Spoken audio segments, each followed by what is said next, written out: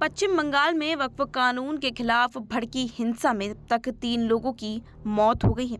मुर्शिदाबाद, 24 परगना, मालदा और हुगली जिलों से हिंसा के बाद अब तक 150 से ज्यादा लोगों को गिरफ्तार तक कर चुका गया है।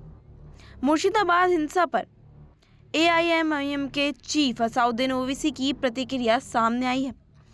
न्यूज एजेंसियों के मुताबिक असाउद्दीन ओवैसी ने मुर्शिदाबाद हिंसा पर बयान देने वाले सवालों पर कहा कि मैं पश्चिम बंगाल सरकार का प्रवक्ता नहीं हूं। असाउद्दीन ओवैसी ने रविवार को कहा कि बंगाल सरकार कई बेहतर लोग हैं जो इस सवाल का जवाब दे सकते हैं। उन्होंने कहा कि मैं महाराष्ट्र में बुलडोजर एक्शन पर बात नहीं की जाती है। पाकिस्तान भारत के क्रिकेट मैच पर हुआ तो नारा लगने की बात कही जाती है। 14 साल के बच्चे के घर पर बुलडोजर चलवा दिया गया। उन्होंने कहा कि हिंसा की हम निंदा कर रहे हैं और करते रहेंगे। उन्होंने कहा कि प्रदर्शन शांति के साथ होना चाहिए। एआईएमआईएम के चीफ ने नए वक्फ कानून को लेकर प्रधानमंत्री नरेंद्र मोदी पर तक निशाना साधा।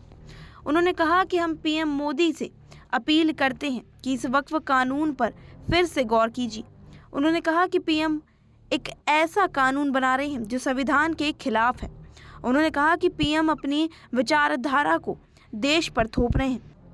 असाउद्दीन ओवैसी ने पीएम मोदी को सलाह देते हुए कहा कि आपकी विचारधारा भारतीय राष्ट्रवाद और संवैधानिक होनी चाहिए।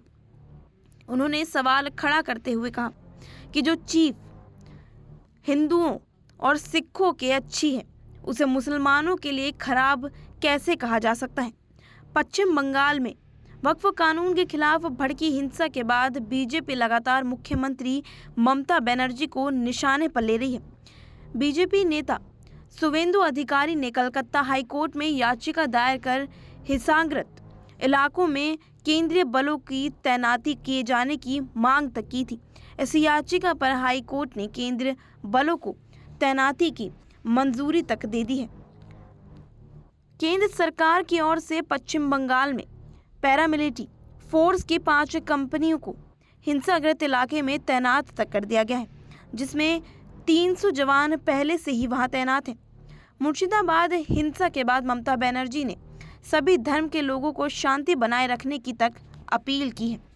फिलहाल इस खबर में इतना ही। दुनिया देश की तमाम खबरों से जुड़े रहने के लिए बने रहिए हमारे साथ SPN9 न्यूज़ पर।